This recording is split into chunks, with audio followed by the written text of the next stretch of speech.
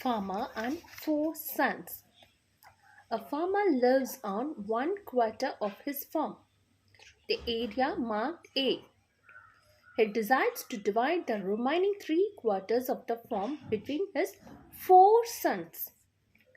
How should he do this if the area and shape of the four farms should be exactly the same? So you can achieve this only by adding 8 sticks. Pass and then try out.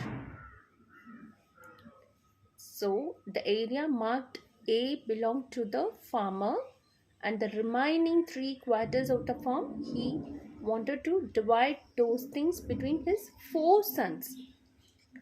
So how should he do this to achieve area and shape of the farm should be same?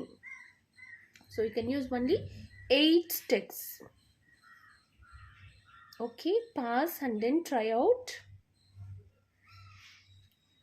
Yes, now you can see the answer.